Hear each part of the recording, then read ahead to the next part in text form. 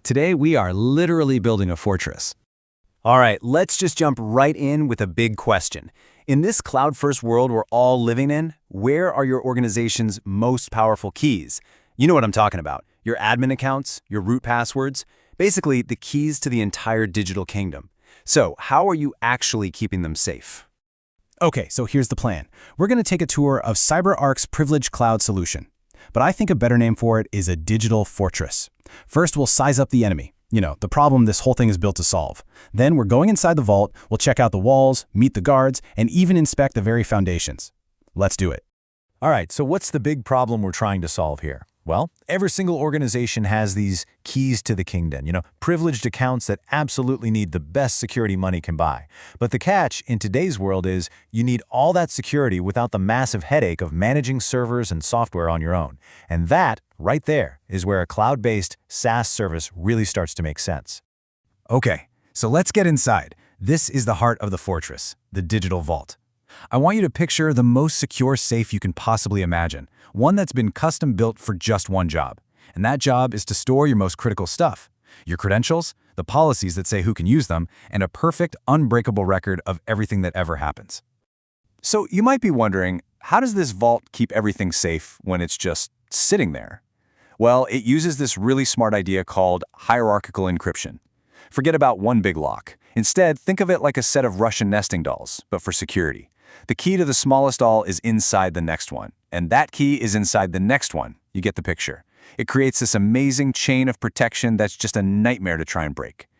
And here's how that whole process actually plays out. Step 1. Your secret, say a password, gets locked up with its own unique, super strong AS256 key, but it doesn't stop there. Step 2. That key gets locked up by another key, one that you, the customer, manage. So to get to that original secret, you have to have permission to unlock the whole chain. It's security layered on top of security. And yeah, it's all FIPS 142 compliant, which is that top-tier government standard.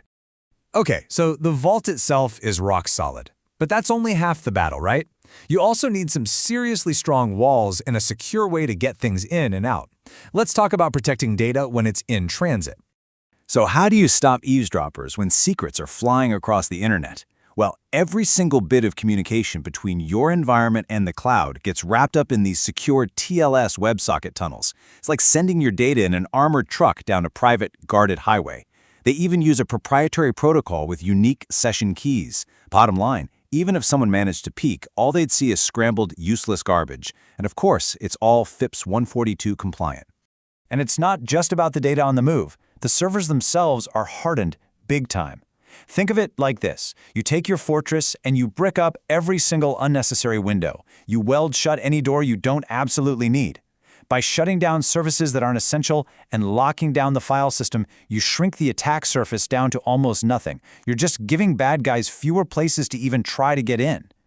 Now, every great fortress needs a great gatekeeper, right? And that's where multi-factor authentication, or MFA, comes in. It's absolutely crucial. It just means a password alone is never enough. You also need something else, like a code from an app on your phone. And the good news is, it supports all the standards you'd expect. SAML, LDAP, you name it. So it just fits right into what you're already doing. Okay, so the tech is solid. The fortress is strong. But what about the people? The CyberArk employees who actually run this service. How do we make sure they're kept in check? It's that classic question, right? Who guards the guardians? And this is so important. By default, CyberArk employees have zero access to your safes. None. If there's some kind of emergency and they need to get in to help you, they have to go through this whole strict protocol to get temporary access, and that access has to be granted. They can't just stroll into your vault whenever they feel like it. It's just not possible. And here's the best part. They actually use their own tools to police themselves. It's called eating your own dog food, right? Every single thing an administrator does is tracked, recorded, and audited using their own privileged access tech. That means there's a complete, unchangeable record of everything. Total accountability. Last but not least, a fortress isn't much good if the drawbridge is always up when you need to get in, right? It has to be standing strong 24/7. So let's talk about the foundation of all this trust, availability. So they promise 99.95% availability. Now, that number might sound a little abstract, but let's put it in perspective. That means, over the course of an entire year, we're talking about less than 5 hours of potential downtime, total. That's a serious commitment to being always on when you need it most.